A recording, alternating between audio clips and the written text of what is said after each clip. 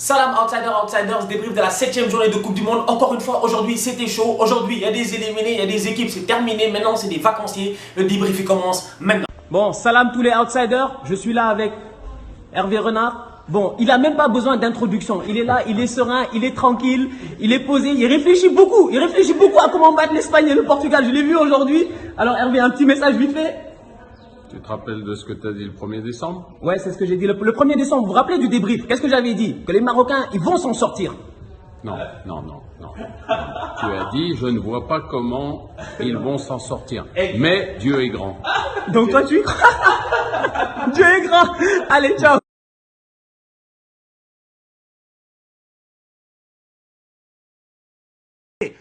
Bon, groupe B, il faut qu'on soit honnête.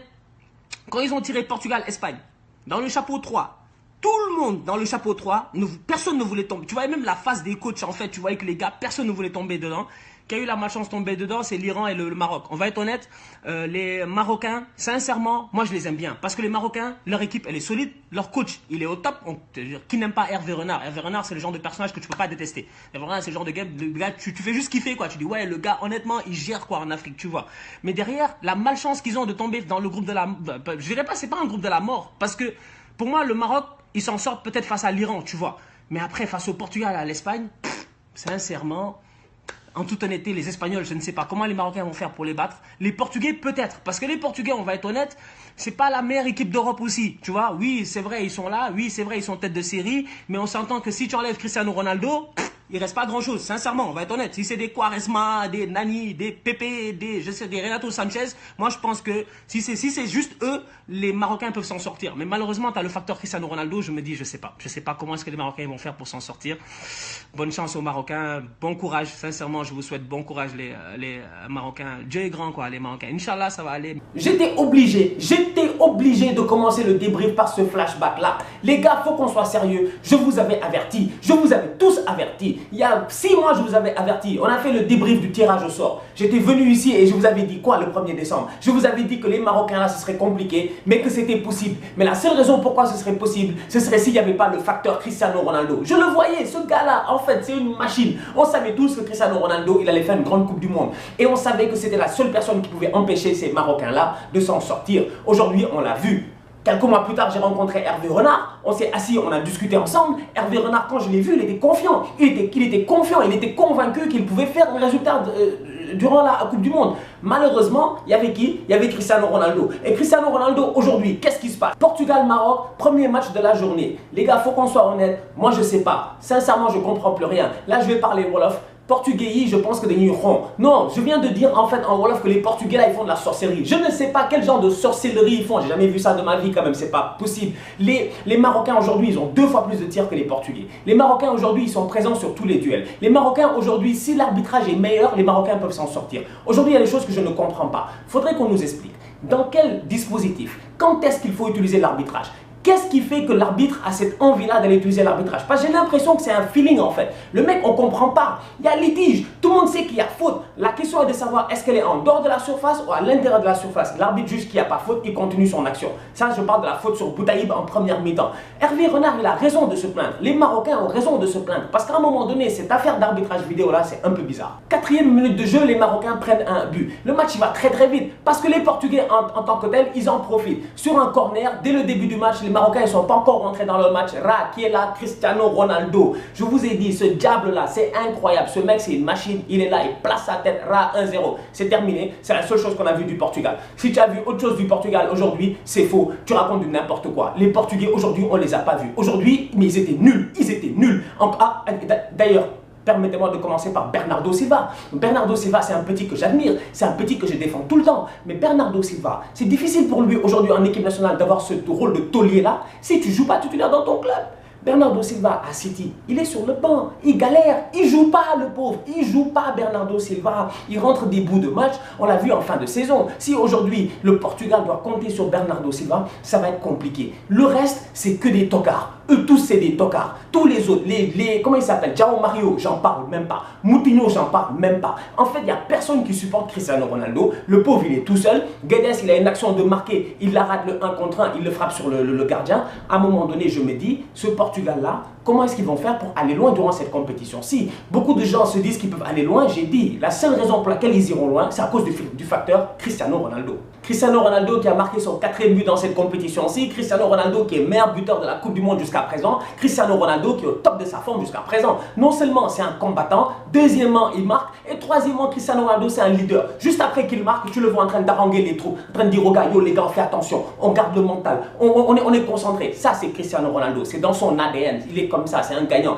Il n'y a pas Evra qui disait récemment que Ronaldo, quand il était plus jeune, il arrive à United, à un moment donné il joue au ping-pong avec Rio Ferdinand, ils ont joué, Rio Ferdinand l'a lessivé, il paraît comme du n'importe quoi. Il paraît que Ronaldo est rentré chez lui, il a appelé son cousin, il a dit achète-moi une table de ping-pong, il s'est entraîné pendant 2 semaines, il a rappelé Rio, il a tapé Rio. Quand Evra te dit ça, ça montre la mentalité du mec. Je vous dis aujourd'hui, Cristiano Ronaldo c'est un monstre. Durant cette compétition-ci, le Portugal peut ne pas faire une belle compétition, mais personne ne pourra dire que Cristiano Ronaldo a fait une mauvaise Coupe du Monde. Dans le même groupe aujourd'hui, il y avait un match quand même assez intéressant entre l'Espagne et l'Iran. Je dis même assez intéressant, je me trompe, je dis extrêmement intéressant. Hier, je vous avais averti dans le débrief. Je vous avais dit que les Espagnols en tant que tels, ils vont attaquer et les Iraniens, ils vont défendre. C'est ce qui s'est passé. Les Iraniens aujourd'hui, ils ont joué en 6-2-2. J'ai jamais vu ça de ma vie. Sincèrement, tu voyais littéralement 6 joueurs. Tu voyais une ligne de 6. Ils étaient là, 6. Les Iraniens aujourd'hui, tout ballon qui traîne dans la surface, ils dégagent. Ils essaient même pas de jouer au foot. Ils s'en foutaient. Par contre, en deuxième mi-temps, ils ont commencé à sortir. Mais attendez les gars, on va commencer calmement. Espagne-Iran. Les Espagnols, ils ont la possession de balle. Les Espagnols, tu sais qu'ils vont jouer petit ballon, petite passe, comme ils ont l'habitude de faire. Les Iraniens, tu sais qu'ils vont bloquer, parce qu'il y a 4 ans, ils l'ont fait face à l'Argentine. Vous vous rappelez de ce match-là, où Messi marque à la 91e minute. Match épique, Argentine-Iran, où les Argentins, ils étaient découragés. Ça montre à quel point cette équipe d'Iran-là est extrêmement dangereuse. Aujourd'hui, si on doit parler aujourd'hui de l'Iran, moi personnellement je les regarde et je me dis, ben, ils jouent pas le plus beau football, c'est pas un football intéressant, parce que c'est pas cool de voir 6 mecs défendre comme du n'importe quoi, ou même voir 9 mecs, 11 mecs défendre en même temps. C'est pas beau, tu vois. Mais derrière, ils jouent avec leur force. Et quand tu joues avec tes forces, ça fait que tu forces l'admiration en tant que tel. Parce que tu restes lucide, tu restes intelligent et tu sais ce que tu fais. Les Iraniens aujourd'hui, ils savaient ce qu'ils font. À la fin du match, ils sont dépités et ils ont raison d'être dépités. Si ce n'est pas ça, ils méritent le match nul aujourd'hui. Ils ont défendu solidement. Ils ont eu 2-3 occasions dans la tête de l'Iranien qui aurait pu rentrer mais elle passe au-dessus de la barre transversale.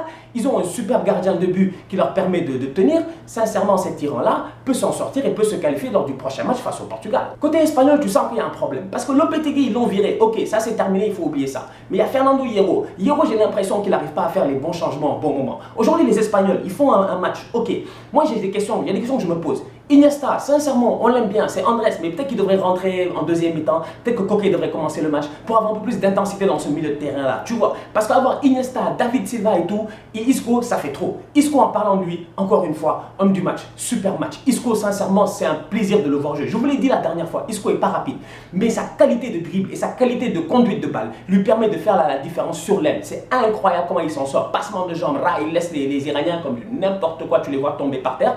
Aujourd'hui, ça c'est la force de Isco. Donc Isco peut amener quelque chose, il manque cette intensité au milieu de terrain là, Koke peut l'amener, ça c'est un. Deuxièmement, Asensio à un moment donné, lance-le dans la compète, Asensio, lance Asensio dans la compète, pourquoi pas, tu vois. Donc quand je regarde ça, je me dis, les Espagnols, ils font pas une belle compétition jusqu'à présent. Ils s'en sortent pour gagner, mais attention à l'Espagne, parce que l'Espagne a l'habitude de faire ça. À l'Euro 2012, si je ne me trompe pas, ils le font. Ils perdent leur premier match face à la Suisse, ils enchaînent des 1-0, etc.